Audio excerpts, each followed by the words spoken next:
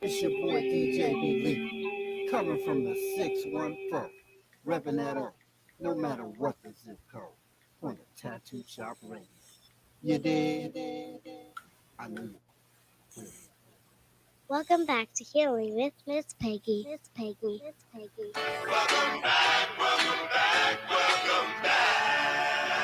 What is dual diagnosis rehab? In a variety of circumstances, a person may have a dual diagnosis. Dual diagnosis refers to a person who has both mental health and substance abuse issues. Comorbidity, or co-occurring mental health and substance use disorders, is another term for it. Dual diagnosis treatment is available in rehab centers, and it combines substance abuse treatment with mental health treatment. Only addressing one problem may put the person at a risk of relapse. Those with dual diagnoses can receive specialized treatment at rehab centers. Treating all co-occurring conditions at the same time with a combination of therapy and, in some cases, medication yields the best results, both in terms of short and long-term recovery. We can assist you or a loved one who is suffering from both mental health and a substance use disorder. We will help you navigate the dual diagnosis treatment programs that will address both diagnoses and get you on the right track to better treatment results. Call our 24/7 helpline right now to learn more about our comprehensive treatment plans. Does someone you love suffer from drug addiction? Don't wait until it's too late. Call our 24/7 helpline at 1-800-570-2259. A caring addiction specialist is awaiting your call.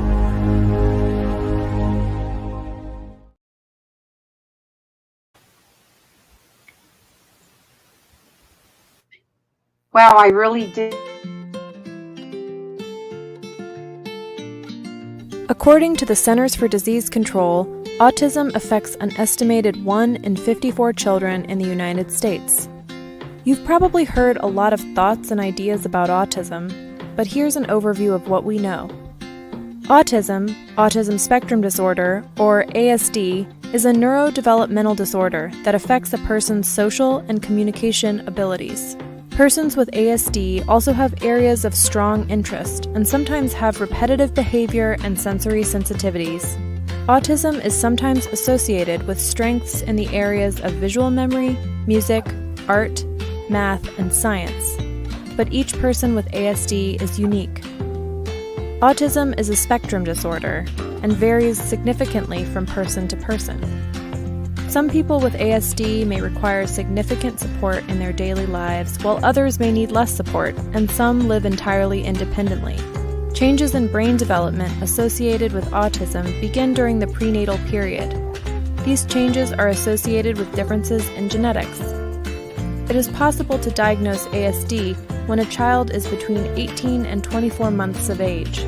Early behavioral intervention helps children with autism learn to communicate and socially interact and has a significant impact on long-term outcome. Support for learning social and communication skills can be helpful throughout adolescence and adulthood.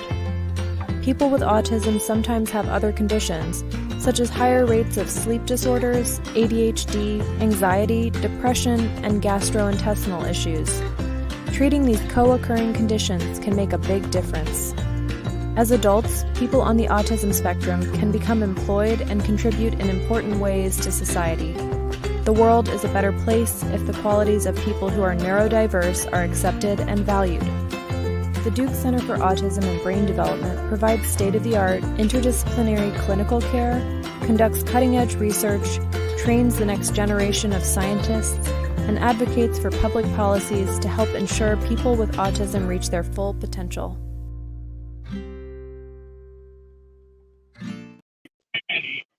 I don't know what I see.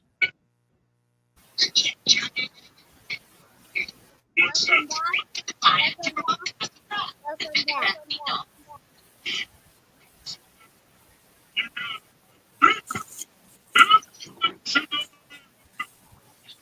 Hello, y'all, and welcome. I am your Miss Peg, y'all, and we are healing through autumn's way through. We just are. We are here from Columbus, Ohio, and every week we are here every Tuesday night, and that is thanks to DJ B. Lethal for building everything that he has built through Linda's Legacy radio stations. We are on LLR streaming live now through YouTube. We're everywhere. I just want to thank everyone that is with us, that joins us each and every week. What we do here is so important. We fight addiction any and every way that we can, and we lift everyone up and do everything that we possibly can. Here at Autumn's Way, we talk about things sometimes that people don't want to talk about. We have a list, a long, long list of things that we do, and that's all we do. We spread love and hope, and to let everyone know that you are not struggling alone. We have numbers and resources to help. And if you are here in Columbus, in the 614 area, I will definitely come and pick you up and give you a ride to a rehabbing clinic. And everyone knows that. We thank you. And I want to shout out to Mr. J for still continuing on everything you're doing. I love you. And so he just wanted me to say that. And that's all we're saying. So shout out to Mr. J. I love you. And you keep going. And don't you ever stop. What we do here, this has been 3 years. The vital information that has been passed on, that is connected, that is still, it's an outreach every week. Just to connect with other places, other rehabs, anyone that is doing anything. It is so greatly appreciated. And this is a community platform. Autumn's Way is. It is here for everyone to share, love, grow, and connect. And I want to truly thank Miss Merica Cole for everything that you do. You are so beautiful, and we are blessed to have you with us. And we have a lot. I know that you have. I want you to just go ahead and introduce yourself, tell people who you are. It's truly a blessing, like I said, to have you with us. And I want to just uplift our angels. They're uplifting us. Their energy, their love that they left us. That's how we get through, is through the love. I just want to say this. Death is inevitable. It's a life cycle. And like I said, we say things that sometimes people may not want to hear, but it is loving and with all respect. As we uplift, we are healing, and we just want people to know that when someone that we love, our family, my daughter, our children, our family members, when they leave us, they leave their love and their energy for us. That's what we have. Excuse me. It's their love. And I truly believe that their love will guide us, and it truly will keep us going. When we lose a loved one, the grief will overpower us, and it will overtake you. And it will. And we want people to know that there is love, that we're wrapping our arms around you right now. If you have recently lost anyone, we want you to know that they are here with you always. They are always with us. And I just wanted to just put that out there. to let people know that we have love, we're spreading love, and that's what we do. And I love what we're talking about tonight because autism affects so many families as well. And I just want to welcome again, I want to welcome you again, Ms. Cole. And thank you always, always for all your information. Um, Chrissy did want me to express to you her gratitude and how thankful that she is to you for all of her help and what she is going through as well. Thank you. You're welcome. And I was hoping she could be here tonight because this is an important subject. My name is Marika Cole, and I am here to talk about autism and dual diagnosis. And, a lot of people are unaware where autism comes from or where it originates from. And there's every indication to show that it is hereditary. It's very hereditary. And a lot of people have talked about immunizations, but I'm not an expert on immunizations, but I do know that all of the people that I do run across that are on the spectrum, it seems to be a pattern in families. So the ranges could be anywhere from non-speaking, non-verbal, way up to Asperger's, which is genius. They just know things, how they do things. They could read at 3 and 4 years old. They're just very, very smart. But then you have everything all in between. That's why they changed it from the term autism to on the spectrum, because there's everything in between. From the nonverbal, you could be OCD, where you are compulsive and or might label things, or you have to have things in a certain order, or you get disconnected, discombobulated. It really bothers you. So one of the things that I want to talk about is I'll tell you, 4 out of my 5 boys are on the spectrum. There's no doubt in my mind. I have an older one that he has no empathy built in to his system, no empathy, sympathy. Um, he doesn't cry. It's the only time I've ever seen him cry is when I cry. Then it affects him. He'll cry. But other than that, it's rare. He will talk about himself, very self-centered. That's part of Asperger's. But he's very bright. He can pass tests. He is in the army. He's going up the ranks because his servant, his special skill is collecting badges. He loves collecting badges. So he's been collecting hero badges and climbing up the ranks successfully. So you can be on the spectrum and be successful.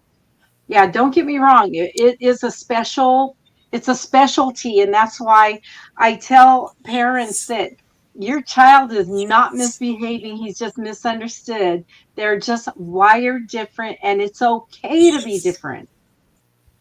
And then you have nonverbal. And one of the things that I can say about children that do not talk is autism is a learned behavior. When you have a child that doesn't talk and they go to behavioral therapy, what's called ABA, it's a behavioral therapy, they can learn to mimic and to copy, and they call it echolalia. They're echolalic. They will echo what you say and they can put it together in their mind. If they say water, they know it's associated with a drink. If they say certain, they learn it. They can learn it. So even they have a special way of learning as well. Um, then you have people, go ahead. I didn't know somebody had a question. And then you have where somebody might be a germaphobe. They cannot shake hands. They are afraid of germs. And I know of a friend of mine, her son will take a shower, but he will not wash his hands in the sink. There's something about the water where the filter is for when you get your drinking water. He will not wash his hands because he feels like the sink is contaminated, and that little filter is there for a reason, so there's no way he will wash his hands in the sink. So it is something that, she had to work through, and he had to learn. Because they're very bright, they can learn. So I know a lot of people, and my son in particular as well, was diagnosed with ADHD, meaning that he hypersensitivity. He's just, can't focus, and kind of all over the place. And that's what they diagnosed him as at first. But I noticed, and if anyone notices, if they can focus on a video game, if they can focus on something that they like, whether it be Legos, drawing, and they have deep concentration, that is not ADHD or ADD. Because if you can do that, then it's something else going on. People and children, especially with ADHD, they'll start an art project and then jump to something else. They can't sit still, not even through a video game. There's no way. So he was misdiagnosed and was taking medication, and they were overlooking the fact that he had Asperger's. Okay. And so I thought to myself, there's something wrong, because he still has the same behavior. And what I learned, that when they can focus, or they don't have social cues, and it is more prevalent as they get older, you will realize they can't multitask, they have difficulty. Some of the children can do more than, one or two things, but not more than that. It would be too much. It's overwhelming, and it's like a volcano, and they'll say stop, and nothing gets done. If you overwhelm them, nothing gets done. So my kids are blessings, and they surprise me all the time, because they know things that I don't know. And I'm not the type that will say, hey, I'm the mom, I should know more than you. No, they know things that I have no idea where they learned it, and I have to actually look it up. And I'm like, you know what?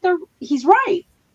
So, yeah, I stand corrected as a mom, and I've learned how to get them out of defense mode, because they already know they're different. So they're in defense mode, like, why are you looking at me? Like, why are you talking like that? They just automatically are in defense mode. So I always remind them how beautiful they are. And I let them know that, hey, how are you doing today? And let them talk. Let them tell you.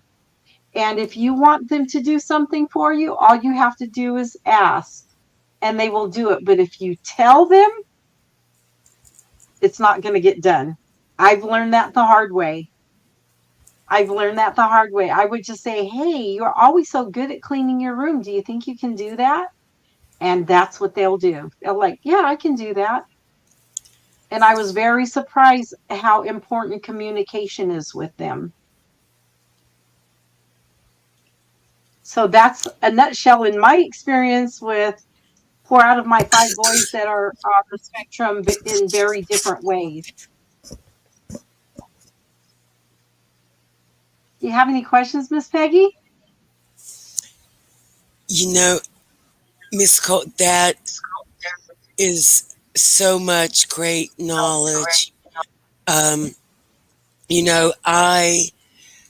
my family, we have some beautiful, beautiful spectrums, and I just want to say that small not small. I mean, when they're little and they're babies, it's small. But I want to say geniuses.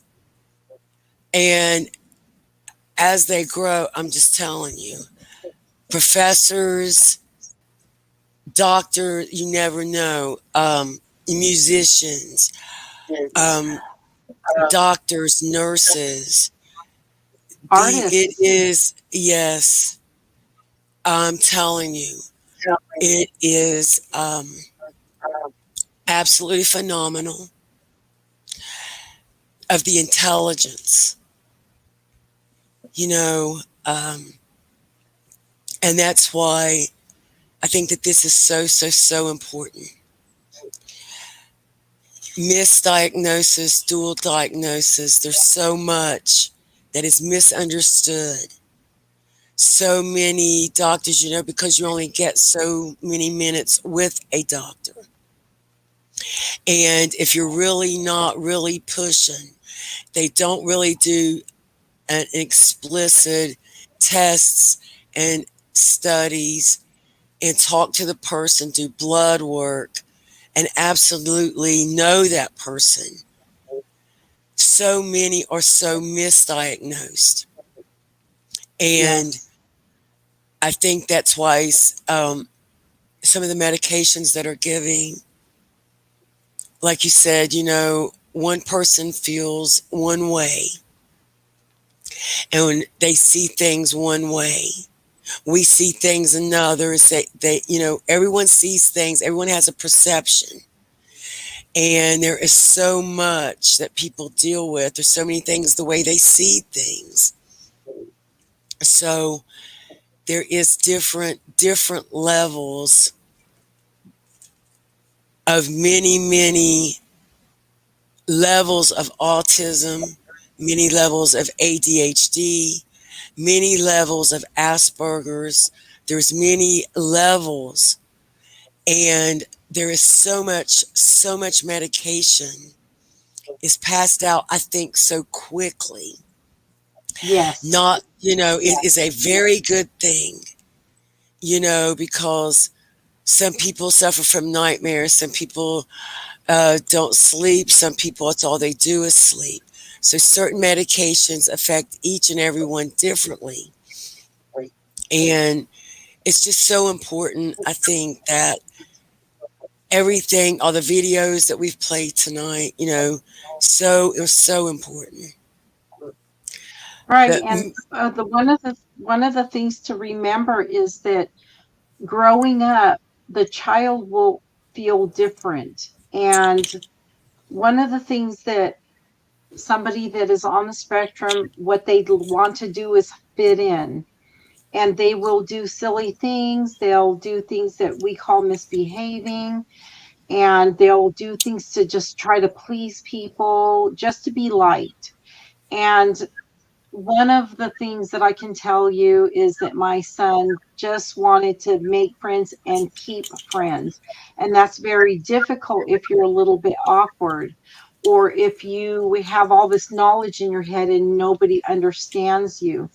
So I am just in a situation that I will um, say for dual diagnosis as a person gets older, they will try to self medicate if it's not diagnosed properly. So, one of the things that I recommend people to do is give it the right diagnosis or get somebody that is well versed in autism to help out because I know when I see some people on the street, there's no doubt in my mind that they have something going on, and it could be anxiety and depression that causes. My son had a lot of anxiety and depression because he was on the spectrum, but in the beginning he didn't know what was wrong with him.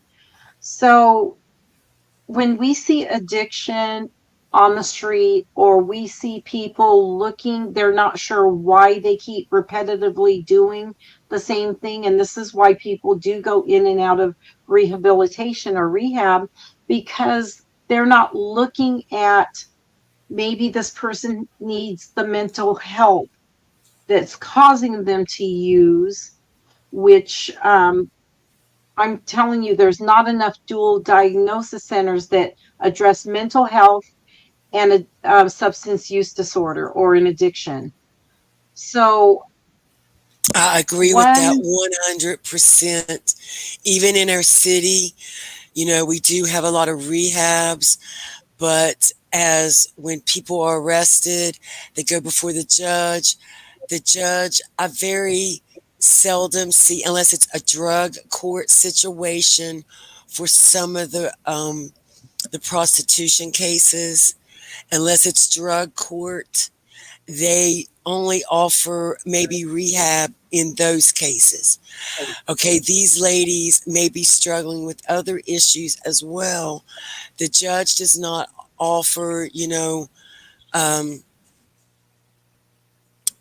per se, hospital, or they just offer jail 10, 12 days. Some of them get that, then they're back out on the street after 12, 15, maybe 20 days at the most on some of these charges, before they go back to court. So a lot of them are in and out of jail so quickly. And, I think that there's just a lot of programs that they say that they offer, but and I am speaking on that, I don't see where those programs, where are they really being offered at? Because some of I these can people answer, that I are can help at, answer that. because some of these people are really truly wanting help, and the ones that truly want it, um, most of the Can't get it. programs, no, some of the programs work and some of them don't. Some of the programs are very, very structured, and that's why a lot of them don't work, so, but with some of our hospitals, just, in our court, it's just not helping. You put someone in jail for 10 days, for 15 days, but what about their schizophrenia? What about their bipolar? What about their, ADHD? What about um, so many others? Uh, Asperger's, for instance. So many. There's so many issues Right. that are missed, and as well. Have you ever run across somebody that they're right and you're wrong? They're right and you're wrong, and they will stick to their guns. And this is one of the things that happens in court. Yes. They should have more mental health courts because there's ways they don't have the professionals, number one, in the court system or in the policing system to say, hey, you know what? I think this person's on the spectrum. That if they're repetitively doing something, there's a possibility that they are in the moment. They live in the moment. They don't see consequence of their action. They just are a doer. Mhm. And those are the ones that need to be diagnosed and, um, you know, they go through a program so that they can learn to see consequence. Some of them cannot see the consequence of their action until after it's done. And then they say, oh, I shouldn't have done that. I realize now, but the action was already done. It's too late. There are clearly, I've been sitting in some of the courts, there are people that will just nod their head, agree with the judge, and they do not understand what nodding their head and agreeing actually means for them. And they just have to know that if somebody that is very young, that has a record from the age of 12, 13, 14, 15, and they're in and out of juvenile hall and are doing the same things over and over again, there might be a problem there. And those things are not being looked at. as maybe this person has a disability. Let's find out why they're doing those things and actually ask them instead of putting them in the criminal system. And it traumatizes them, by the way.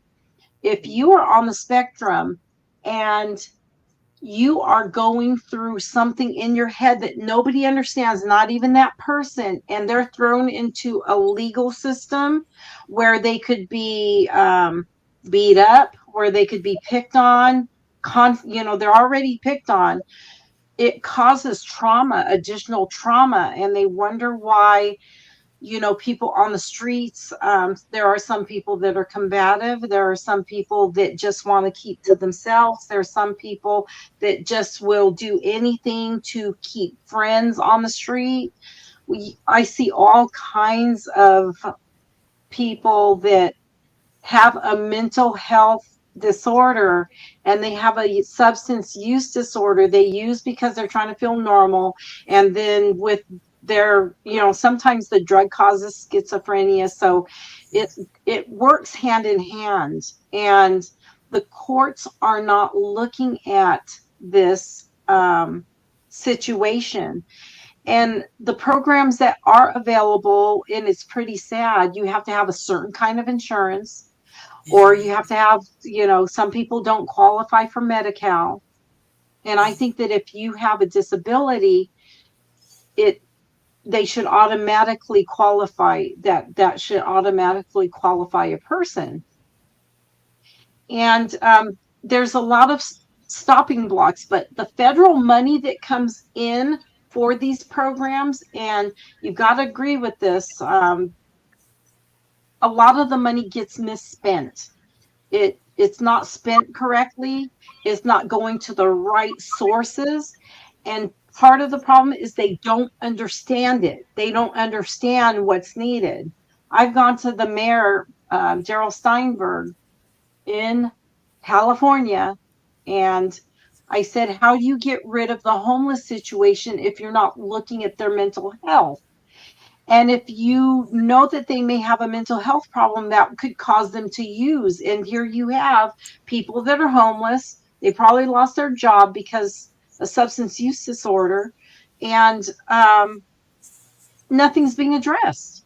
The mental health and dual diagnosis centers are not there. They have to be able to assess, number one, why is the person using? Is it a childhood trauma? Is it something that is, are they on the spectrum? You have to ask yourself, is it because they're high functioning and their gears just won't turn off? And they always have to fiddle with things and take things apart. I've seen a lot of people just tinkering all day long. And I'm like, this is what they do, but the mayor doesn't understand it because he thinks, a lot of people think crazy, and it's not. It's just they're different. We're different. I'm on the spectrum. I don't know if you knew that, but I'm on the spectrum, and I'm okay with it. I'm okay with it because Yes. there's a lot of things that I want to do, and there's things that I just get it done. And through my experiences in life and what I've seen in rehabilitations through my youngest son, who has passed away, he's right behind me right there. He was kicked out of a dual diagnosis center because they couldn't handle the fact that he would blurt. Asperger's, they blurt things and they'll tell you just like it is. Yes. And he would hurt people's feelings, and he's not doing it on purpose. And he would just say, oh, I shouldn't have said that, after he realizes it's after the fact. He realizes he shouldn't have said it. And I reminded them that you are a dual diagnosis center. It is your job to educate each student that he has a different condition, and he may blurt something out. It's okay. He doesn't mean anything by it. They weren't doing their job as a dual diagnosis center to inform everybody that it's okay to be different. No. And every day, again, that's why we're all here. The community is here. You're in California. And I thank you so, so, so, so, so much. Charlie is with us always as well. Chrissy is usually with us, but you know, the subject of dual diagnosis is not spoke about enough. Um, Miss Cole, everything that you just said is, oh, my lady, it is so, so, so, so, so true. There is so many, our communities, I think that our communities, centers can do better with the money that they are supposedly already have or can get, or they say that they are doing. It is truly, communities are suffering. There's a lot of people that are living on the street with mental health. Like you said, they are scared of people that come if they're, dressed a certain way. They're scared. They will not talk to them. They will go and hide. And that, again, is not addressed very much in our communities. And these people are forever running instead of running to get help. It's a lot of misplaced people. Again, our communities, we could absolutely do better. And so, hopefully, by us absolutely speaking, doing what we do, that we can absolutely bring awareness and just understanding.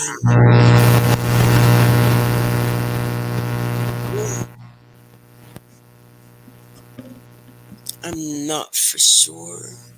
Um,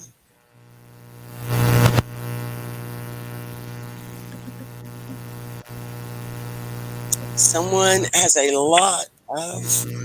I don't know what that noise is, but someone has their like an amplifier or like an amp too damn high or a broken stereo. No stereos. No.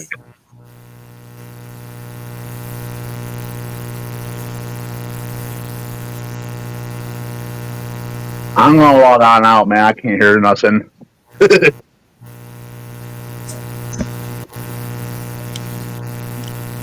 There is. We are in some technical static. Well, we're having some. We don't know.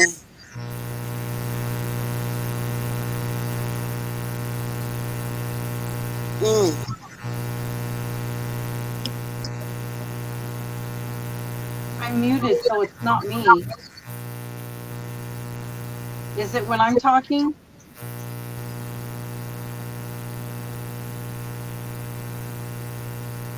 I can't hear you, Miss Peggy.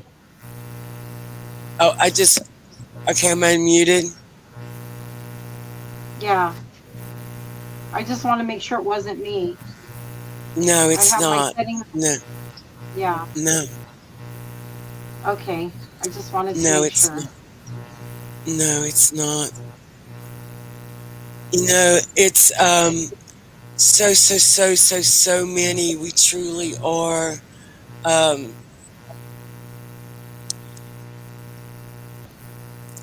A lot of family and a lot of family members are being displaced because of a lot of. We're just going to try to hold on just for a moment.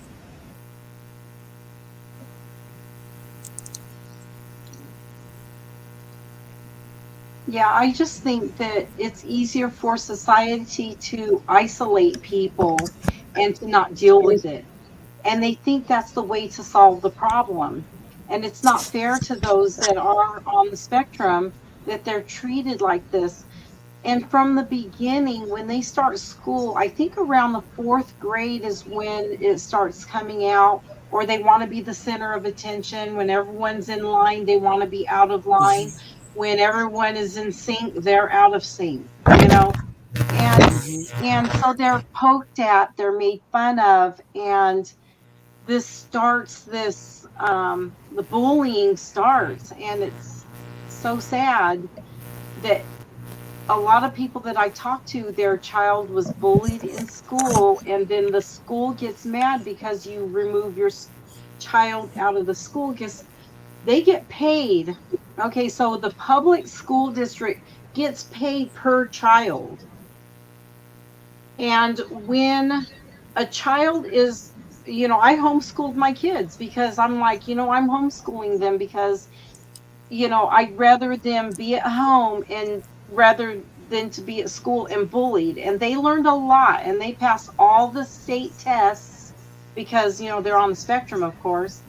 And they passed all the state tests, and it's just safer. It's safer. But what happens when they get to a point and they get older? I think somebody doesn't have their microphone muted. Um, so what happens is when they get to an age where it is easy for them to be influenced because, they were bullied, so they don't have a lot of friends and they're going to hold on to their friends. That's when some of the substances, they start experimenting with substances to fit in or to that makes me feel normal, but they don't, their actions are less than normal. Let me tell you, you know my child was off the hook sometimes, and I was like, what is going on? Well, somebody talked him into doing something and or taking something, and it happens all the time. Though it happens all the time. He said it made him feel normal, but he doesn't even realize what it actually does. We have a lot of the stuff is just overlooked because they don't have the guidance. They're just left to be on their own. Mom's working 2 jobs, dad's working, or there's no dad. There might be a single parent. And it's hard. It's easier just to leave the child alone in front of a TV or give them a video game and say, you're good. Hey, are you doing okay? Yeah, yeah, yeah. And then they're, here they are down Spectrum Alley just doing their own thing. And then when they become adults, they wonder what's going on and why they're just not diagnosed. They're just not diagnosed. And when substance use gets combined with that child or grown adult that's on the spectrum, it is something that it collides like oil and water. It collides like oil and water without therapy, without therapy, a dual diagnosis therapy on top of that. It's not just any therapy, because you can be therapeutic and not address their drug issue, or you can address their drugs and not address their therapeutic what's going on with them mentally. It's a big mistake not to combine those two and try to solve the issue of why they're doing this and why they're doing and how to soothe that so that they don't turn to substances to feel better or feel normal or feel like they have to fit in.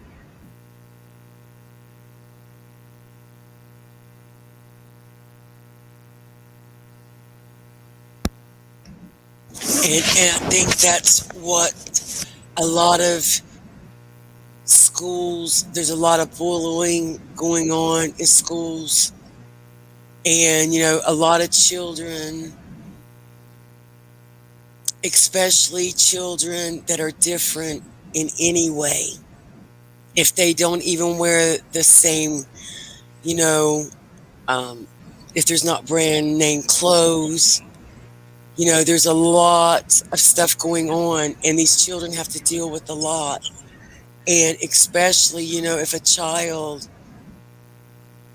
is on a spectrum of being autism and they're good in one, they're so smart in so many different ways, they're so funny, just loving personalities, just, they're genius. I'm just saying, Alta is just genius. Their minds, what they can create, I mean, is truly, truly genius. And like you said, without dual diagnosis centers that we do not have, because we have doctors that have 5, 10, 15, 20 minutes with the patient. You get 15, 20 minutes, that's a lot. Usually it's 10 minutes and they're out the door.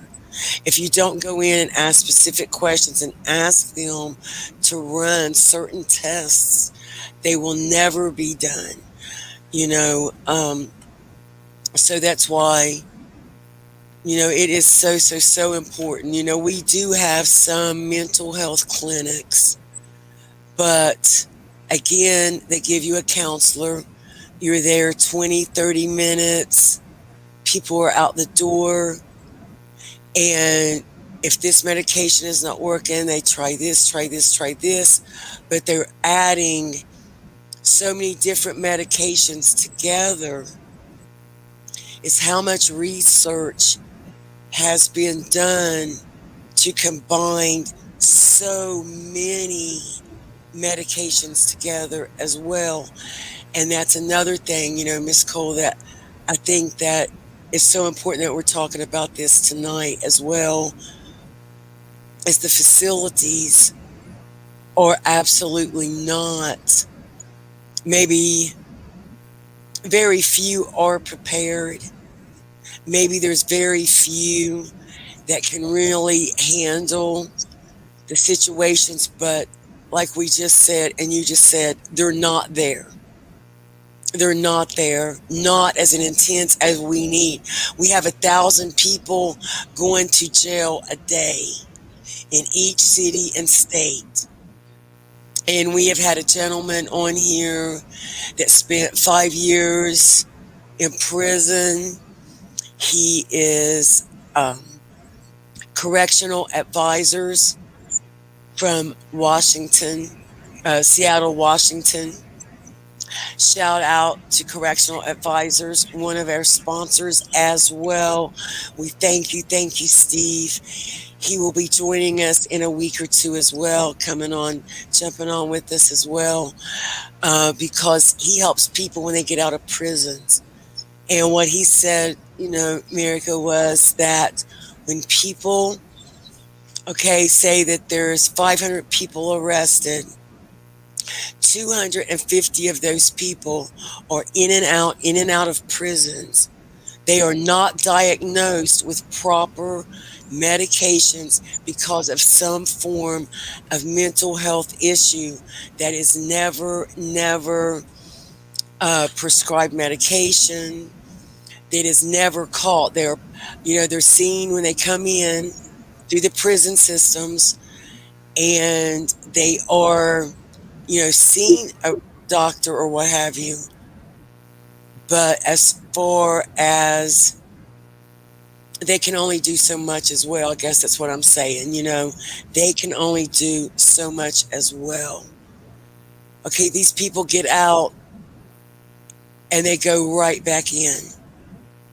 And that is because he said, some of them, a lot of people have autism.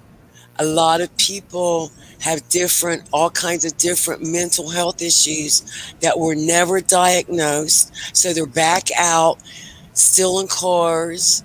Not that they're, were bad or doing anything, they were just maybe, they're back out doing drugs, or they're back out doing things that they normally may not would have been doing if they had been, per se, on medication with family members, or with just the right medications, being diagnosed with the right outreach, getting a job, helping them, instead of them being reincarcerated into jail or prisons again. Instead of the Yeah, more and outreach, yeah, it's just, yeah. no, I know that one of I'm so glad you're going to have an expert on here because, you know, sometimes they're in a program and even the person that is overseeing the program could be unaware that there is, you know, what dual diagnosis is. It's just not talked about. And unless you're in it like me, I was thrown in it with all my children except for one. And you know, it was something like, how could they not see this? How could they not know this? And it's the it's the people that become victims that are not diagnosed correctly. When I say they become victims, it's the victims of society, victims of the legal system, victims of the streets. And so it's very important that people understand, and I hope that people are hearing this because this is happening so often.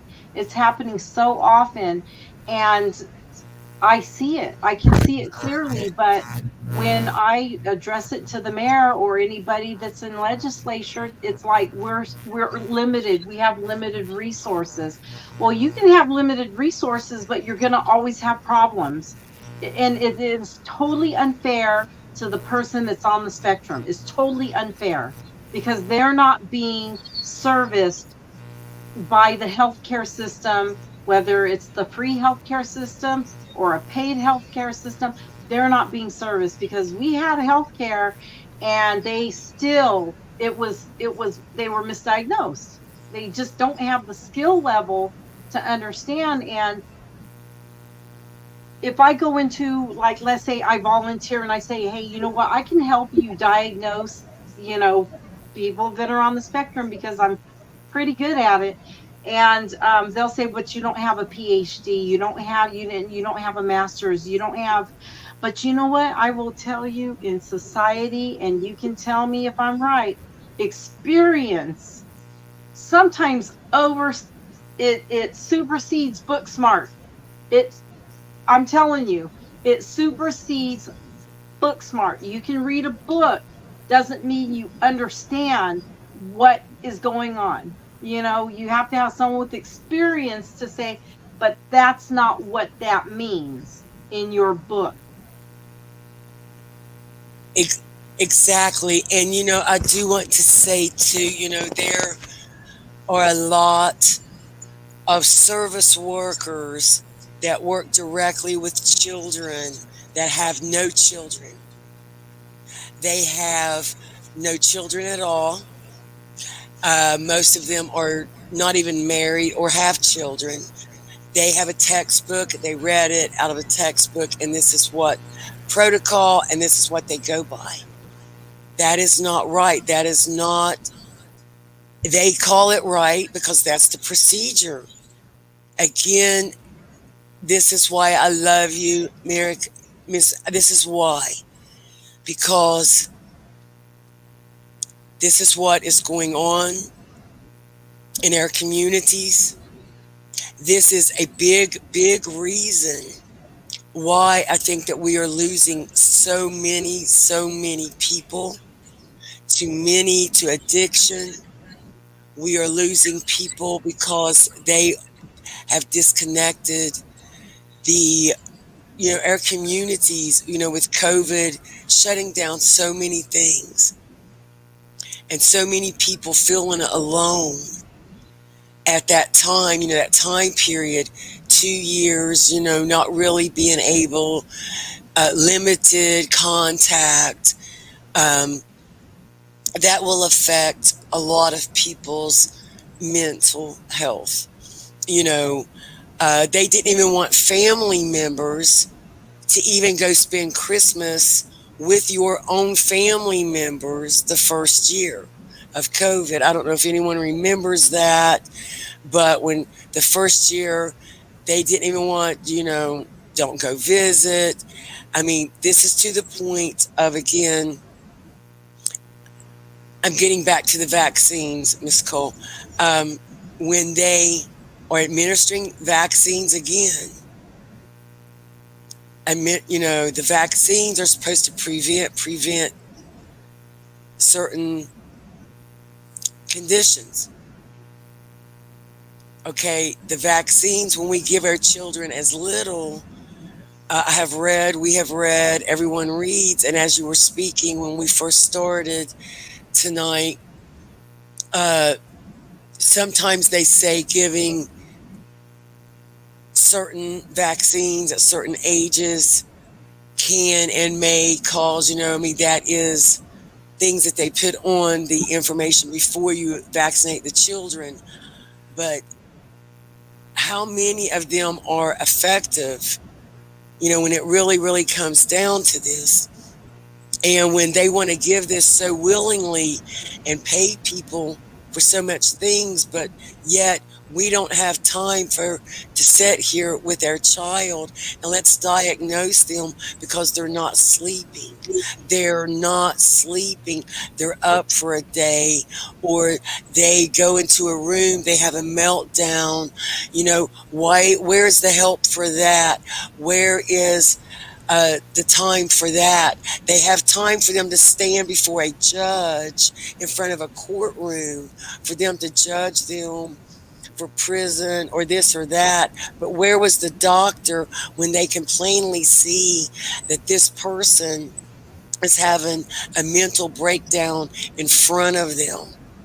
They can plainly see and look at a person that is broken, that they know in some way or the other that needs help, whether it be Yeah, addiction, mental health.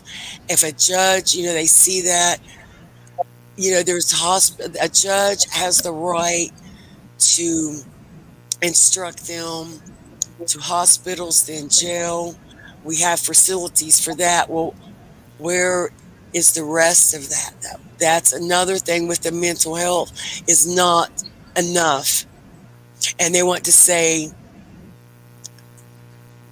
certain things about, I just want to be careful about how I say certain things because of, you know, experience. Yeah, yes, um, there are certain, I think entities may want people to believe one thing, and they want to give us things all the time that are not completely right for our bodies, you know. correct, correct. And I'll chime in on that because I'll say what you're not gonna say because I'm I, okay yeah, with saying it. I appreciate you and I love you. You don't know how much your experience, your knowledge, this all needs to be heard, and it will. It is just replayed a lot of places. So I appreciate you more than you know. We do. No worries. A lot of times when anybody goes to the hospital, I can tell you that pharmaceuticals, they will go to hospitals and they will promote their medications. And they get incentives by pushing certain medications. That's just what they are being offered. And there is special incentives to put, there's a lot of money in diabetes, there's lot of money in insulin, there's a lot of money in we know about the opioid crisis and what happened with the Sackler family and the greed that happened with Purdue. And there's just, they put money over the common sense and the health of the patient. It's all pretty clear to us that certain medications were pushed. My son was diagnosed with ADHD. They were wrong. I said, I don't think that's it because I clearly can see that he can concentrate well. Try this medication, we'll up it. And it didn't make a difference. And it was not good for him. So one of the things that I've learned that I had to be patient. I wanted to call them out right away on it, and I just had to switch what I was doing and go to another facility that paid attention. And I found out This is where I found out about Alta Regional Centers. It's called Alta Regional Centers, and they specifically diagnose for autism. So they're in most states. Okay, some states you might have to go to the next county to see the Alta Regional, directors, and they have a path that they use to diagnose children and adults with autism and adults, because adults, it's hard to function and do adult things when you're trapped in your head. Your gears start turning. You don't know why you're taking things apart. You don't know why you're repeating yourself. You don't know why you have certain behaviors, so you rather stay home and stay secluded and not talk to people, hard to work, people are looking at them, they feel it. So going back onto the medications, it's the only thing that I'm aware of, and I could be wrong, and I'm pretty sure that I'm not. The anxiety, once you get that anxiety level down, because it takes anti-anxiety medication, all the other stuff that's going on with them is a learned behavior. They go to behavioral therapy and they learn that it is okay. It's okay to not wash your hands over here. Why don't you do it this way? Put this water in a bowl, just a roundabout way, behavioral therapy to help them understand that it's okay. It's okay to be different. It's okay to not wash your hands like that. Do it this way. But they also have to teach them behaviors in public so that they know what is acceptable and what is not acceptable, because everyone has boundaries, everybody, including the person that's on the spectrum, everybody has boundaries, but they're taught those boundaries. And I really appreciate it, because I had no idea as a mom. I'm like, you do this because I told you, you're supposed to clean your room. Everything's a negative, negative, negative. And when I had to learn through taking them to behavioral therapy that I needed that too. I needed to not be the right one because I'm the parent. It's okay to be wrong as a parent, and just to communicate differently and say, hey, do you think you can help me out? You're always so good. Hey, do you think you can take the garbage out for me? And just ask them. And they feel like they're being helpful because they are loving, they are funny, they have personality, and you bring out the best in them when you're not in a negative, or what they view as a negative behavior, because they're already in defense mode. So I hope that helps some people to understand. And when you are on the right medications, because you might have bipolar and there's medications for that, that's on the spectrum too. When you go out there and you experiment with other drugs or any other substances, those substances interfere with your regimen that keeps you okay. And when those outside substances interfere with your regimen that you learned in behavioral therapy and what's acceptable and not acceptable, those substances take everything you learn and just throw it in the trash for the minute. And that's where people start running into issues. They run into legal issues. They forget what they're taught because the substances take over. People, we can't have that here. I have to let you go. A lot of people have lost their jobs and they don't even know what they did wrong. They have no idea what they did wrong. So I want to chime in on that. The pharmaceuticals, they need to not push things that are not good. The doctor has to use common sense. And I can tell you, there's a lot of people that are just textbook and they go by the book. If you have this symptom, this is what you give them. If you have this symptom, this is what you give them. Being on the spectrum is totally different because there's different symptoms and there's different behaviors and that's why they call it the spectrum. And you can't use a textbook with someone that's on the spectrum. You have to dig deep and find out specifically for that one individual what's going on with them. It's so specific that unfortunately doctors are and even legislators are saying we need more resources, and we truly do. But accept the people that are aware of it and can help out and don't require like some this 10-year program that before you can speak to children.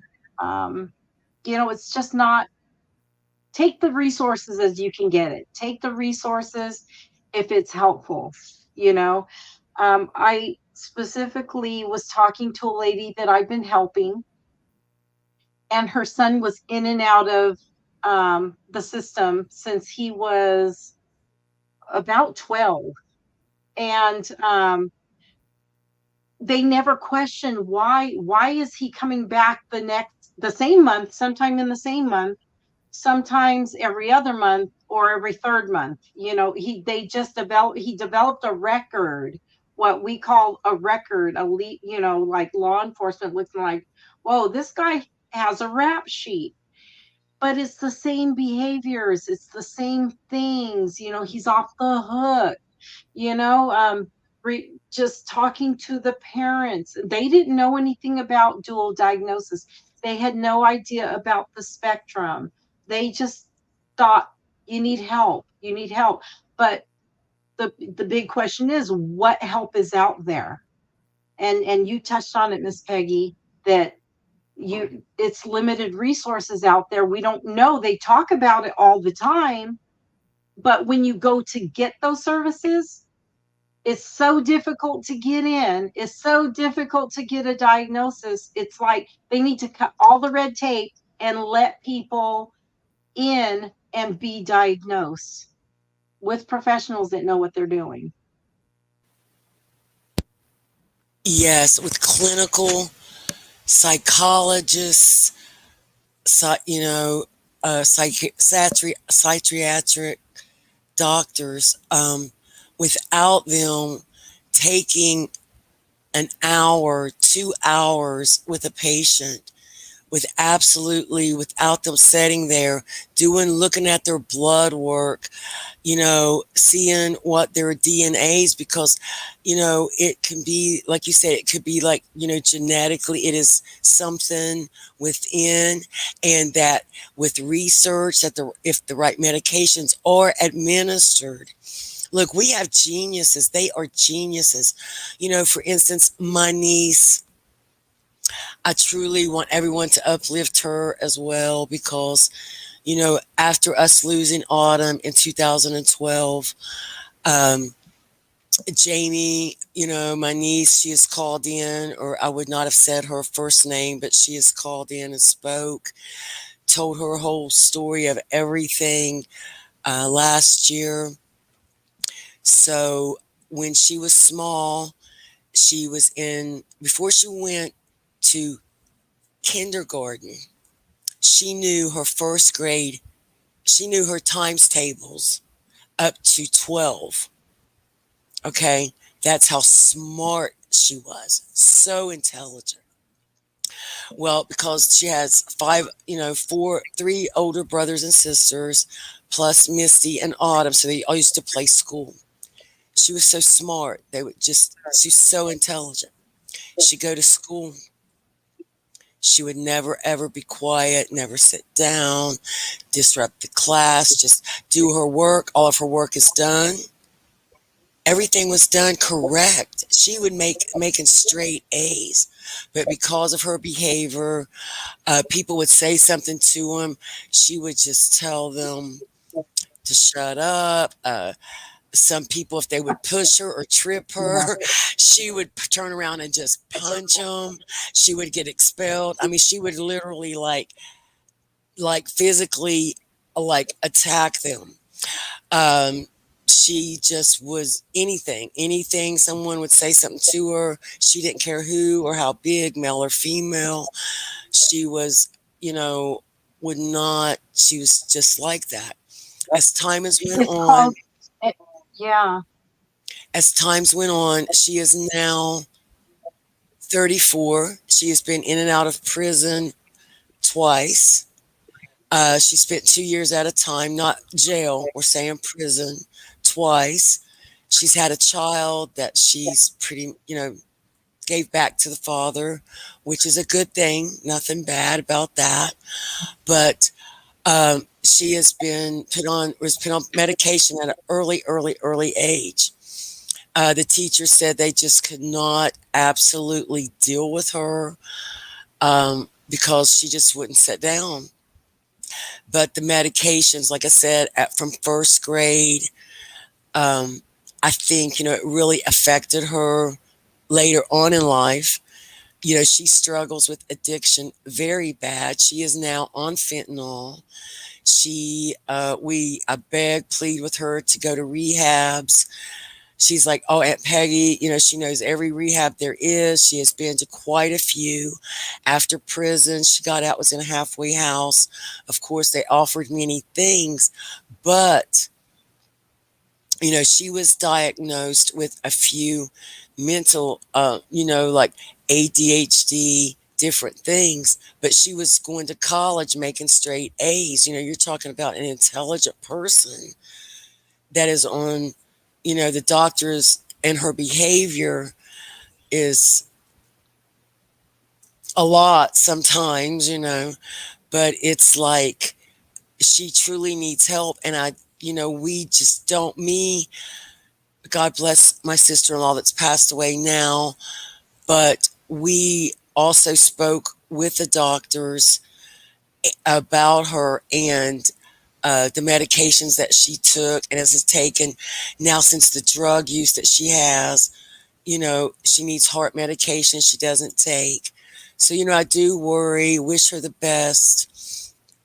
And it's like, but she will not go to rehab. And now with the drugs and everything, it's just, she is a mess. She will say that herself.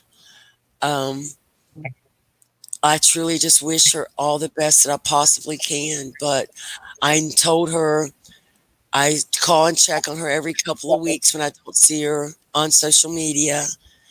And she's like, I'm doing okay, Aunt Peggy. And she'll tell me, people are overdosing around her. I'm like, Jamie, please, you really need to go to rehab.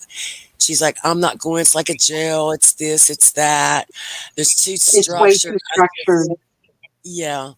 And that's the reason why I think a lot of our facilities are failing our people as well, because they are on the street. Okay, they have anxieties, they smoke cigarettes, whatever. If they go into a rehab, they don't want them to have a chocolate bar or a cola drink, or anything like that, or a Tylenol, because cigarette is nicotine. So that is a habit, It's a stimulant, yes, like sugar. caffeine. No candy Yes. bars, no Yeah, soda.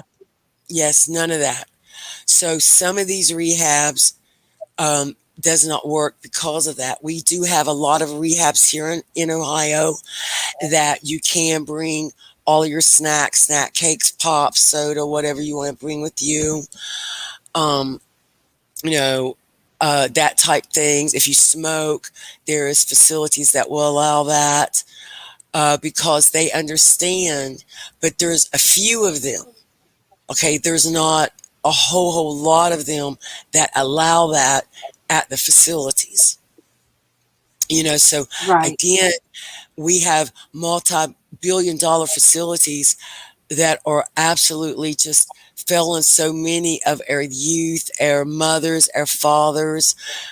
you know, that no wonder we have 13, 14, 15, 16-year-olds out here that here in Columbus, it's an epidemic of Kia boys stealing cars that are 15 years old. Okay. Where's their mother? Where is their parents at 11:30 at night? At And 11:30 I at can tell night, you, and my 15 year I old, I don't care, male or female, there, you, I mean, no, you got school the next day. You have to be home, showered. At 10 o'clock, you got to be dinner, bath, and you need to you need to go to bed, watch TV, fall asleep. But at youth, you got to know who these people are absolutely with, and that's the thing. Is some of our parents. I just want to uplift everyone truly that is struggling with addiction right now, because there are so many parents um, that are struggling, and their children are struggling. And and part of that's the that reason why struggle we're is here, is just to give some hope. mhm. Part of that struggle is because the spectrum, when kids are on the spectrum, it's so misunderstood, and some parents have no idea why they're doing. It's easier for them to say, like, you have to admit, some kids aren't telling the truth, but they're very smart. Hey, I'm going to go to Joey's house, we're going to be over there, and that's where they think they're going, and they're off stealing a car. And Joey's telling, hey, I'm going to be over at Randy's house, and they're both out stealing a car and joyriding or whatever it is they're doing. So I don't totally blame the parents, because sometimes I've seen kids cry in the store, and it's easier for the mama to give them what they want, and rather than to deal in discipline or say, you know what, not right now, maybe next time or whatever. But this is where I was listening to you and what you were saying about your niece, and it's important. And she was hitting on it when she was saying it doesn't work because rehab in itself alone is not the answer if you're on the spectrum. She was very smart. She was reading early. She was doing all the things that I would say, hey, you know what? She's very smart. She's probably got Asperger's, but it's a plus. But without that behavioral therapy, it spirals out of control. And I said this early on, that it spirals out of Yes. control if it's not addressed at the 10, 11, 12-year-old stage, when peer pressure is everything. Peer pressure, and if you don't look a certain way, or if you don't think a certain way, or people think that, oh, you're a brainiac, and they start picking on you. And it starts early, and people don't understand why kids don't want to go to school. They will say, I'm sick. They will make things up, and parents are just saying, hey, you know what, you're not telling the truth. You're not telling the truth. You go to school. And they're throwing them into the lion's den, because they know what happens at school. They don't want to tell their mom or dad that they're getting punked at school, so they deal with it, which is another travesty to society. Some of these teachers know it, they see it, and they don't address it. They will see a child get picked on and not address it with the parent. And my son used to always tell me, because he blurted everything about what happens in school. And I was the type of parent that went to the school, and I said, I want to talk to the parents. I don't want to, and I want the principal and everybody, the teacher, in here, because this is being allowed. And I can't understand. And a lot of times the parents have no idea that their kids are bullies. They don't know. They don't know how they're behaving in school. And it's just something that needs to be addressed early on. Dual diagnosis as people get older, if they're on the spectrum, and they can be taught how not to turn to self-medicate or trust everyone. It could be, learning how to say no at an early age. Everything is learned. And that part is important. As soon as they're diagnosed with some type of spectrum disorder, it needs behavioral therapy needs to kick in, so it helps them throughout their teens, and it helps them to say no. It helps them to say, hey, it's okay to be different.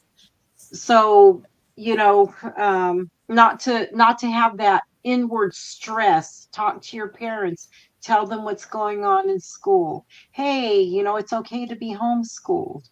A lot of people say I can't homeschool because I work. And I say to people, find an aunt, find a friend, find someone that can watch them during the day. As long as they do their homework, they can be homeschooled. And it's usually consisting of a homework packet that they can bring home and turn it in once a week. Sooner they can get it done, the more free time they have to do what they love to do, whether it's video games or learning how to do tinker with things or whatever it is that they like to do. But your niece hit it right on. She said, she's going in and out of rehab, and it's got to be correct. It's got to be something that's dealing with her anxiety and you know and substance use disorder. It's if Yes, if it's she not like that, is. she's going to go in and out. She's going to go in and out and give up. This has been continuing, and this has been going on, and it's still continuing right now. All we can do is just we ask her, please go to rehab. She told me there is one that she is going to contact that is here in Columbus. It is called Talbot Hall. It is a very good rehab facility here in Columbus. I do not have the number right in front of me at this moment, but she said that they are putting people to sleep during the withdrawal period for 3 days. She said because she's not going through it, she said if they do that, then she will go. I mean, this is a person that we're saying when was 17 and 18, 19 years old, that was going to go to college to be a private investigator. She was going to college. She was going to do, all of this stuff, and had started and went for a while.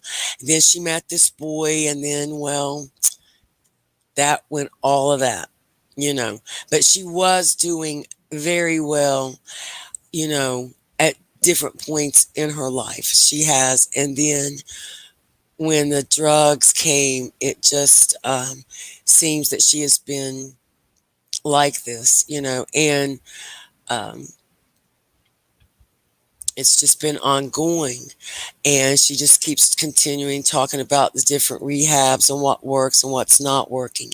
And again, I think that, she was seeing a doctor 5 or 10 minutes, 15, 20 minutes. Again, I don't think that she was truly, really diagnosed as what was really going on with her because of, you're talking a 6, 7-year old, they know their times tables all the way up to 12. I mean, a lot of children don't at 6, 7 years old.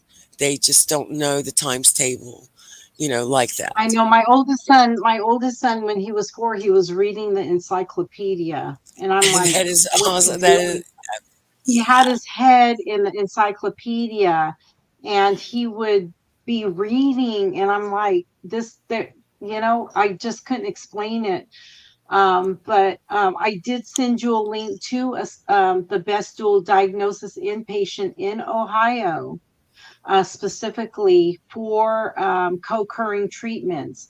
And they do if you have suffering from drug addiction, it is in Columbus, Ohio. It's called Bless. Ohio Hospital for Psychiatry. Yes, we know exactly. I know exactly where that is at. It's on the hilltop on the west side of Columbus. We absolutely, I know exactly where that's at. There is absolutely a person right now I know that is there in that psychiatric hospital. that's there right now. Yes, and they're very good because it's called co-occurring, events Yes. that's going on in their life, and they're very good at that. And I do believe that they, while you're detoxing, they do make sure that you're asleep and that you don't go through those. They treat the withdrawal symptoms while you're sleeping. Yes. And that is what is truly amazing about that program. So again, there's so many that cannot absolutely go through that because there has been so many that so many people I've spoke with that are truly sick about being sick, and they are truly, I think, need to be seen by the diagnostic team so that they can absolutely get, you know, diagnosed Proper as to help. what, yes, and the proper medications and what they truly need, because so And many are not. yeah, they're not diagnosed. And one of the things that they need to really focus on is changing that person's circle of Yes, because okay, so another part of being on the spectrum is addictive behavior. Addictive behavior is when you have a bag of potato chips, you get one, and it's like the Lay's potato chips. No one can eat just one. And you have one beer, you've got to have the whole six pack. You have one puff of weed, you've got to have five ones. Um, it's called an addictive personality, and there's no off button. There's no off button. Once you're in it, you just keep going for it. And that's another part of the spectrum. Unless you change your circle of where you can get these things from, you can detox, you can make it through, you can feel okay. But when you go back to that same circle of behavior, it throws the behavioral therapy out the window too. So it's so critical to get. That's where the behavioral therapy comes in. It kicks in all the things that you're taught, how to coping mechanisms, things like that.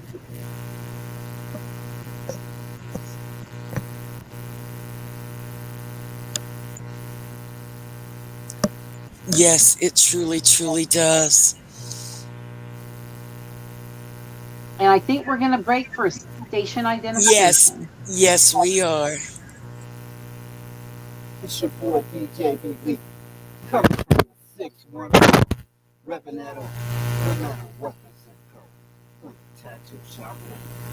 You dig?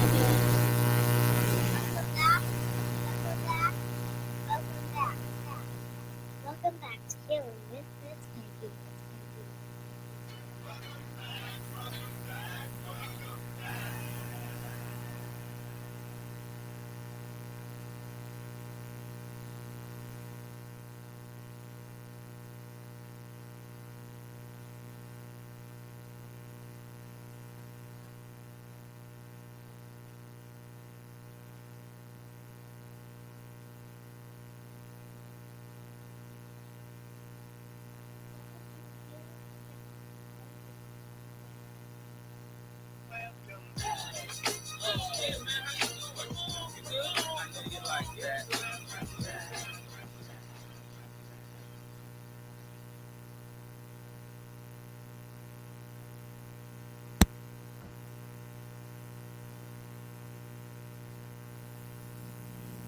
And again, I want to thank everyone.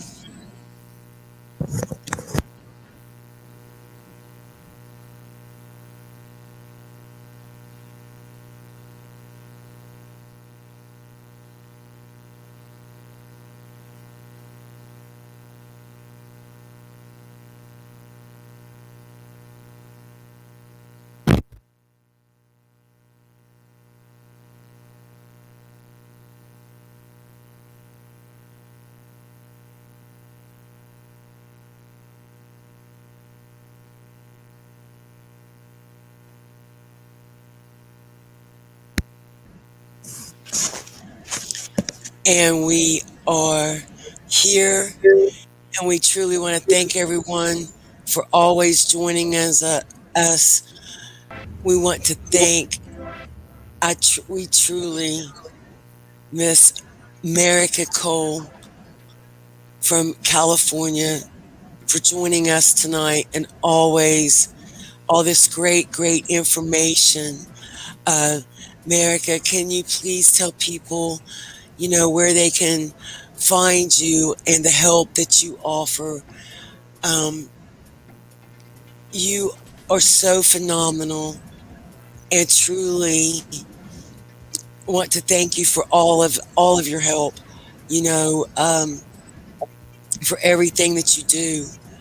It's truly, you are an inspiration. You have truly been an inspiration to me since I've met you. And I just know that it takes a community, in every community, to speak about addiction, mental health awareness, because there is not enough. There is not enough centers. There's not the doctors, if you're not really asking for their time. So as a parent, caregiver, if you know that your person is struggling with maybe a mental illness, ask the doctor to take a little bit of special time. Ask them to maybe refer them to the psychiatric hospital. Ask them, because if not, they're not going to, it's just, you have 20 minutes and that's it. So really, you have to be an advocate for your health, for your person's health, in order for them to really listen to you, because they're going to hear 5 main questions that you're going to ask. So really be prepared when you go into a doctor, and really have those questions ready, that you have those tests ready, that you want them to maybe run on a loved one that may need, some facilities, medications, diagnosis. Again, dual diagnosis is not being treated, it's not being addressed. And again, we have so many people that are in and out of jails and prisons, that should not be in and out of jails and prisons, because there's been so many that has gotten out and truly wanted and asked, where can I get a place to live, because I have no place to live. There's limited housing, and there is so many programs and so many things that they have to go through and complete before they qualify. Again, people get frustrated. They've already been through so much. I'm not saying giving no one into that instantly. People have to work, be grateful, gratitude, you know, and it's just those things that I think a lot of our high schools maybe need to start addressing, even in middle school, a little bit more, pay a little bit closer attention to a child. If you, like you just said, when you see a child that's being bullied, a teacher see it. Some of them look the other way. There's a handful that's going to go and absolutely fight for that child, because again, here in our city, there are teachers that's being bullied, their cars tires being cut, car windows being busted out.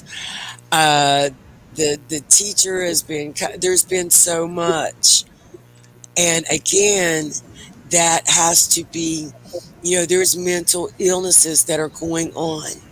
There is so much anger, so much frustration, so much hostility, and it's not being addressed in our schools. And, and I have to say this, you know, I was raised that we are one people, one humanity in a world, on a planet. That's the way I was raised. Um, this truly breaks my heart, but there is so many These children are picked on, bullied, looked at if you don't wear a certain brand of clothes, if you look different, if you are different, you are picked on. And teachers know that if they child are, setting back from themselves alone and they are not helping them and they know they're being bullied and they didn't ask the counselor, hey, can you talk to this child? I think they're being bullied. I think that the school as well, because the child is there so many hours a day if they're not homeschooled, you know, that Yes. they're spending so much time with their children. Okay. And you have one or two, one teacher in a schoolroom of 24 to 30, 32 children, 34. That's a lot. That's a And they're lot of telling the child, disruptions. yeah, and to tell a child to sit outside or Yes. ostracize them in front of the class, and they already feel different. Here they are now separated, and they feel even Yes. picked on by the adult. So, yes. And and you hit on something that I will tell you is that, people not wearing the same brand clothing. That's why schools opted for uniforms because nobody could Yes. get picked on. However, children that are on the spectrum, they will wear the same thing all the time. They have their favorite clothes, and you can't deviate from that. Hmm. And I ran into that in the school where my son, he's on the spectrum, and he didn't want to wear the school uniform. He wanted to wear his clothes, and he was having a fit about his clothes. And I knew he was on the spectrum, so I talked to the school, and they allowed him to wear the clothes until he realized that he got picked on for wearing different clothes in that sense. So he had to experience it first and then realize wear what everyone else has, which was the uniform. And then he was okay with it. But I had to let him wear his clothes. And I'm like, well, you are wearing things that everyone else, I had to reason with him. And then he was okay with the uniform. But it's a learning experience for parents. And when you're an adult that you are on the spectrum, it's okay to, you can go to a psychiatric hospital. That's not a bad thing. You're just asking for a diagnosis. It's okay to say, I think I'm on the spectrum, can you test me?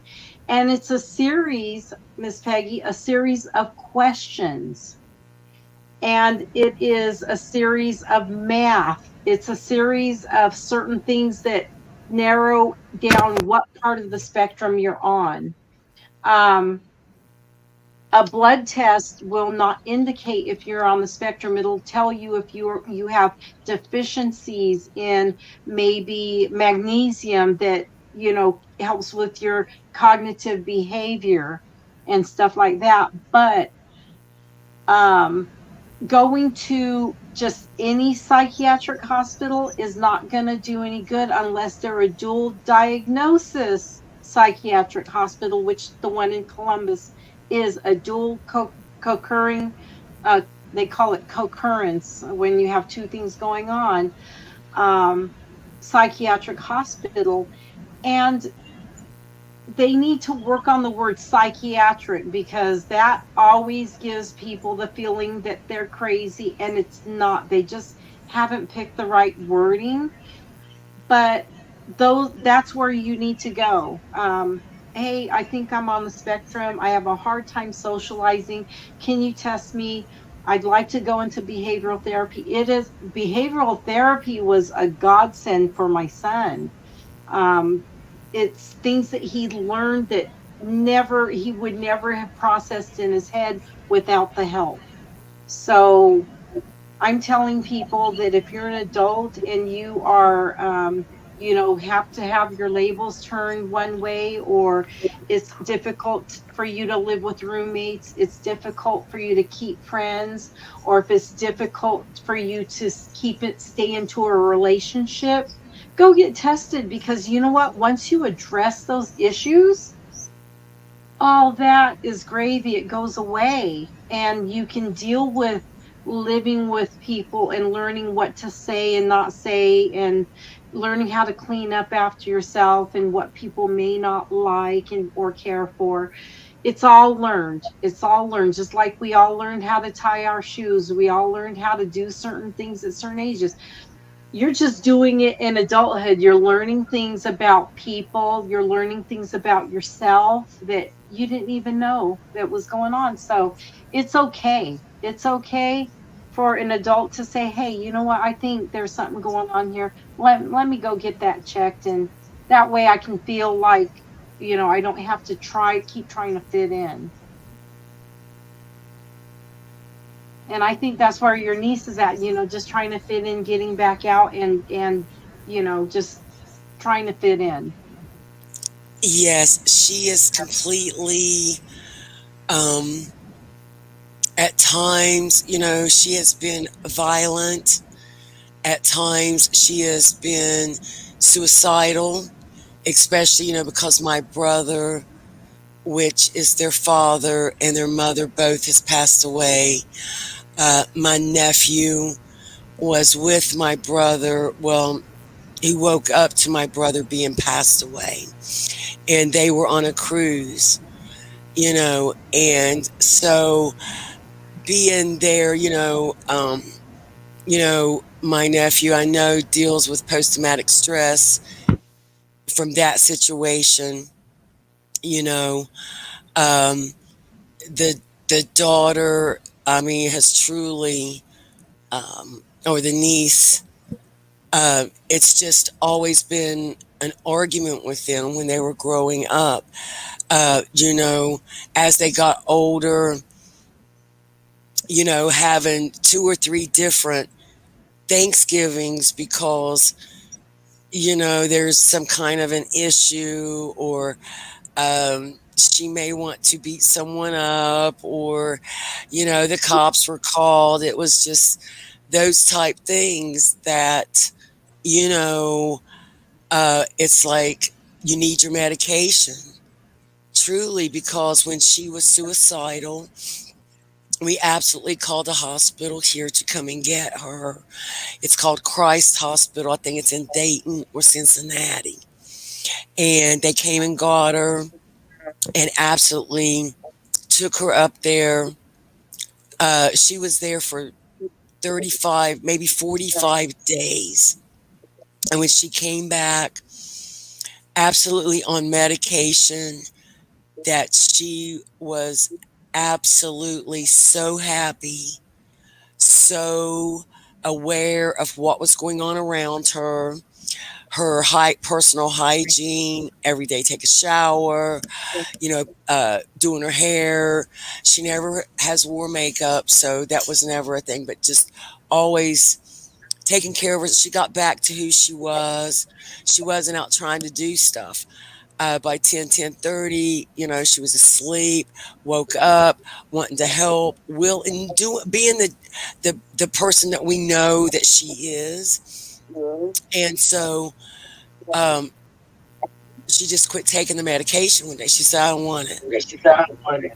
So when she quit, okay, it was like she just started doing drugs.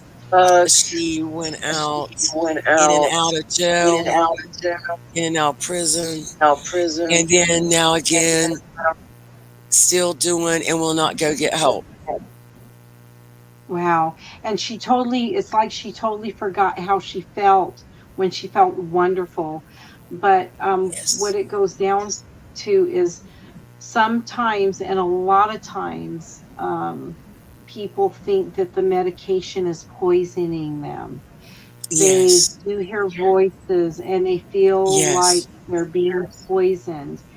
And that needs to be addressed with behavioral therapy as well, Hmm. because so many people on the spectrum do hear voices. That is normal for people Hmm. on the spectrum. That's totally normal because they have a higher sense of um, Perceptions. And perception that we don't understand, and they hear things that I could be in a room, I could be 3 or 4 rooms over, and as soon as I say, if I just whisper his name, he heard that. They can Yeah. hear, and it's kind of, or they have a feeling, a sense of somebody is thinking something, and I'm like, no way, it's something that's unexplainable because we are not way up there to understand it. We don't hear what they hear. But it also, we talked about this a couple of weeks ago about they will start turning things off because they don't know where the noise or the voice is coming from. And Mm-hmm. if you have a lot of people that are on the spectrum that don't know each other and they're saying the same thing, that what they are hearing, it's not something saying kill yourself, is saying don't take your medication. It's Mm-hmm. some, they're just trying to poison you, don't take it. There's, they always show the cartoon with the Mm-hmm. good angel and the bad Yes. angel, and you know Yes. there Mm-hmm. there's a reason why that cartoon was written, because even Mm-hmm. Walt Disney, he was on the spectrum, and maybe he Yes. experienced that good guy and the bad guy on the Yes. shoulder. But I can tell you that my son would always tell me that, Mom, I want to apologize because the voice in my head told me, why did you talk to her like that? He would tell me exactly what was going on in his head, which I appreciated, because I Yes. kept that open dialogue, that that's normal. It's something Yes. that society needs to accept, but Yes. it could get off the hook if they're not on the right medication.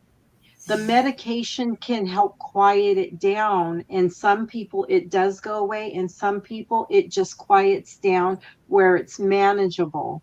And people need to understand that everyone's different. We have a different, how some people can get a ringing in their ears and nobody else hears the ringing? Mm-hmm.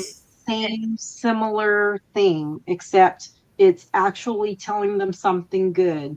Like, hey, you might want to go over there and say hi. Hey, there's someone sitting in the corner. Go over there. Go, go, go, go, go. And then they go. They just do things very differently. And I truly empathize with your niece. And Thank you I so empathize much. with you guys as a family, because all you can do is check on her at this point and encourage her. Just keep encouraging her and let her know it's okay to be different. It's okay. Yes. Yes. We completely tell her that her uh, brothers, they don't really get along because there has been an excessive, a lot. But even though they don't, the one brother, he always calls and checks on her. Even though she has caused a lot of chaos and hurt and problems for him in his life, she truly has. He is still send her $20 on Cash App, $20 or so when she was in, locked up in prison.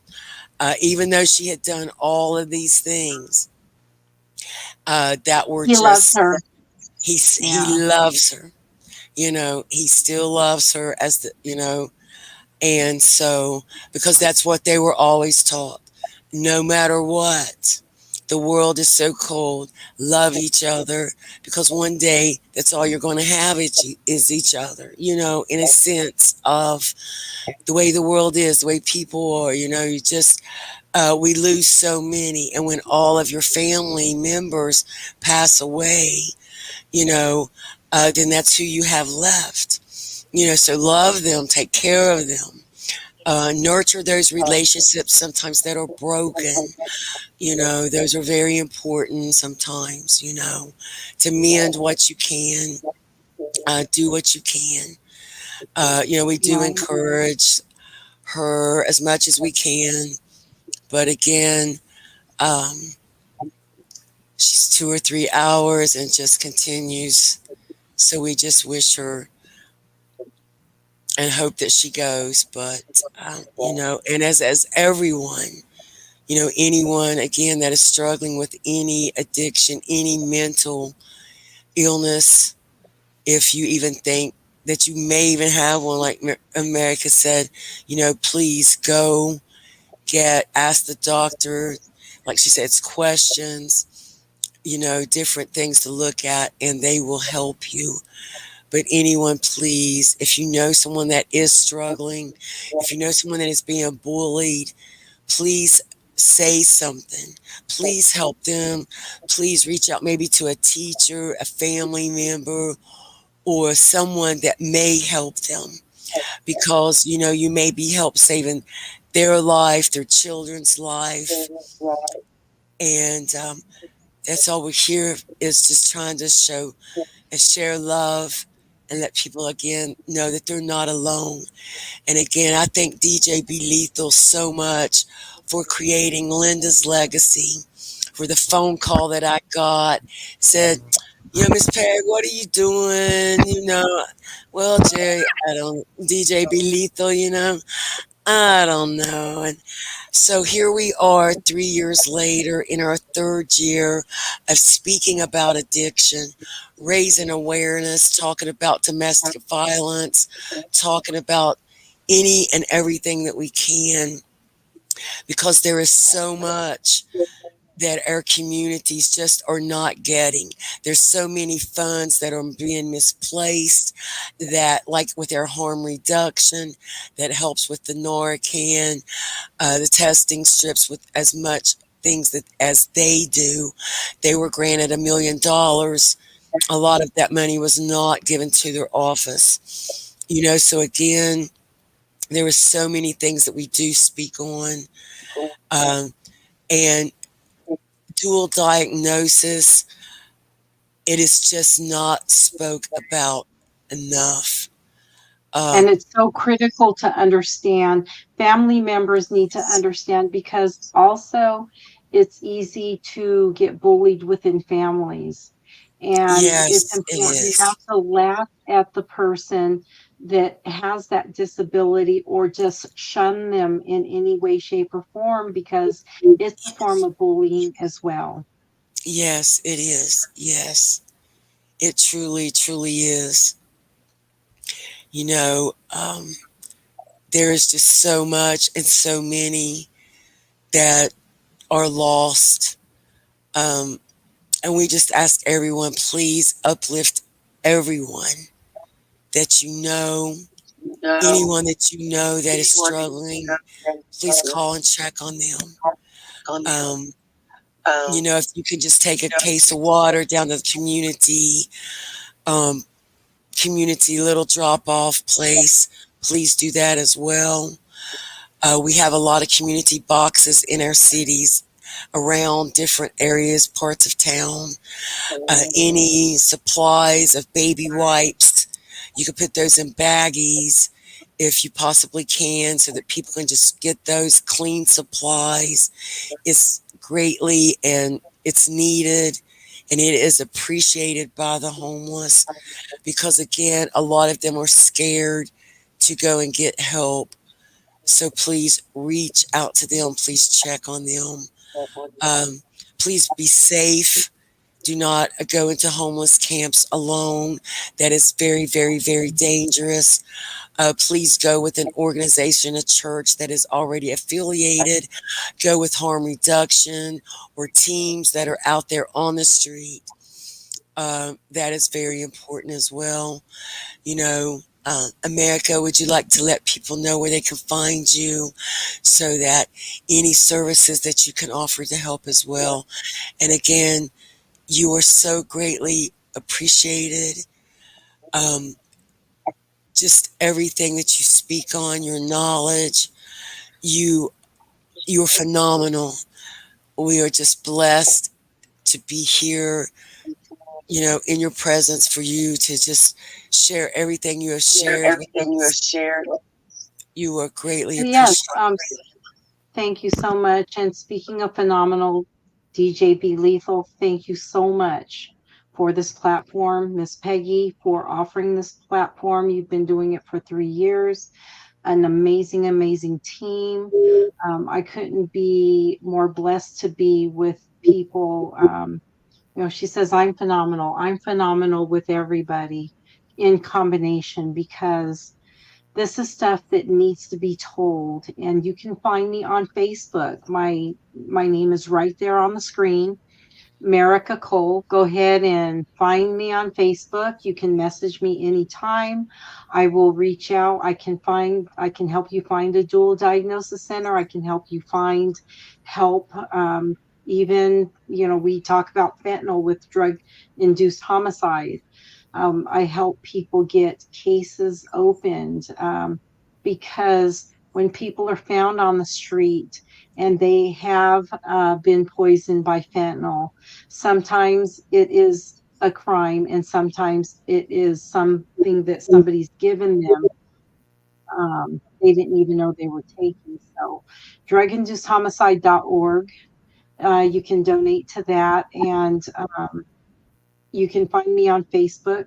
I will help you find the nearest dual diagnosis center to your city in which you live, and how you can get arrangements to get there. So there's a lot of resources that I can help you with. And I thank Autumn's Way for, you doing what you do, Miss Peggy, because it is true. You are not alone. There's so many people that will check on you, that will see if you're okay, check on your friends, and take items to your community if you can afford to do so. Everything is greatly appreciated by the homeless. Just saying hello to them is is a big deal. They don't have anybody that shows kindness. Um, it's a world in which we're a little bit self-centered. So just reaching out to people and saying hi is a blessing to some people, and most people, I can tell you that most people appreciate it. So yeah, find me on Facebook, message me, send me a friend request, whatever you want to do. I'll help you out. Miss Peggy, you already know you can reach out to me when it comes to your niece. We can, mesh things and mesh ideas together, and we'll get your niece the help that she needs. We'll work together. It's important. Yes, because you were all the way in California and you truly helped all the way in Minnesota. So, you are a blessing to so many and so many children and so many families. And we, never going to stop what we're doing. We will always continue the fight against addiction, trying to search and find answers against mental health and ways to help bring peace and comfort to anyone that is struggling. Here at Autumn's Way, we just offer love, uplifting, rehabs, anything that we can do to help our community, to give back, to make our families stronger, so that the children succeed. You know, that's what we do. It's just, we're blessed with everyone that shares. It's truly a blessing. DJ Be Lethal, sir. Excuse me. Can you please, sir, put the Cash App at the bottom? Anyone that wants to please donate to the station. It's so important. DJ Be Lethal does so much and he works so hard. He has created so much. And without Linda's legacy, Linda, we love you.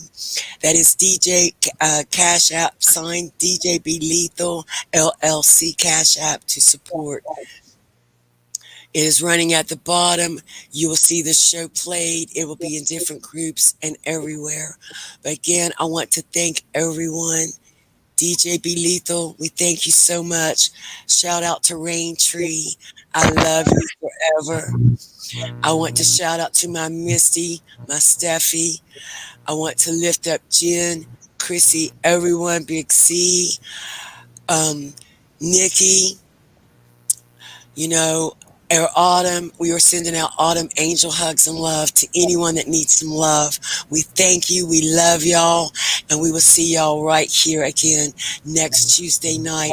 Everyone stay blessed. And we hope your angels come and visit you in your dreams. Good night, family. Good night.